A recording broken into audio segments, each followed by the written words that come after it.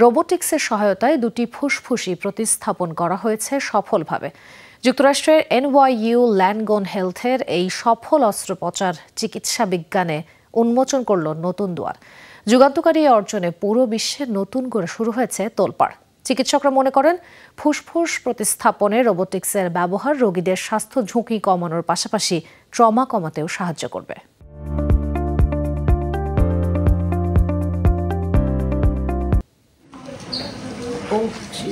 New ইয়র্কের বাসিন্দা ৫৭ বছর বয়সী চেরেল মেহকার বিশ্বে একমাত্র ব্যক্তি যার দুটি ফুসফুসই প্রতিস্থাপন করা হয়েছে রোবোটিক পদ্ধতিতে।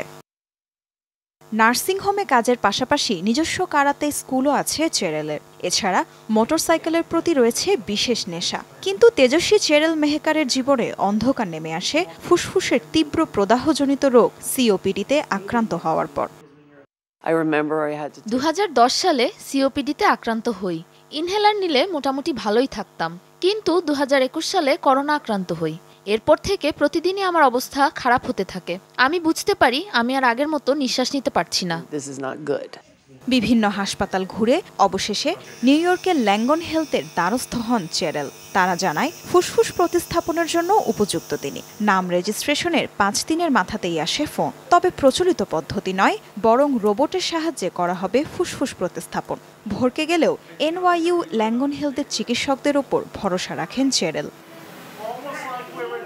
এর আগে লস অ্যাঞ্জেলেসের সেডার সিনাই হাসপাতালে একটি ফুসফুস প্রতিস্থাপনে আংশিকভাবে ব্যবহার করা হয়েছিল রোবট। তবে রোবটের সাহায্যে জোড়া ফুসফুস প্রতিস্থাপনের ঘটনা এই প্রথম। চিকিৎসকদের মত, রোবোটিক পদ্ধতিতে ফুসফুস প্রতিস্থাপনে কাটাছেঁড়া হয় সামান্য। এছাড়া রোগীদের হাসপাতালে অবস্থানের সময়ও হয় সংক্ষিপ্ত। প্রচলিত অস্ত্রোপচারে 8 ইঞ্চির মতো গভীর কাটাছেঁড়া করতে হয়। এজন্য সেরে ওঠার আগ পর্যন্ত রোগীকে দীর্ঘদিন হাসপাতালে কাটাতে হয়। এছাড়া ট্রমা তো আছেই, কিন্তু রোবোটিক ট্রান্সপ্লান্টে এই ক্ষতের গভীরতা 2 ইঞ্চি। রোগী খুব দ্রুতই বাড়ি ফিরতে পারেন এবং ট্রমার ঝামেলাও পোহাতে হয় না। গত মাসে অনুষ্ঠিত হওয়া এই অস্ত্রোপচারটি সফল হয়েছে বলে নিশ্চিত করেছেন চিকিৎসকরা। জানিয়েছেন কিছুদিনের মাঝেই বাড়ি ফিরতে পারবেন চেরেল মেহকার। তাসরিয়ান সোবহান, যমুনা নিউজ।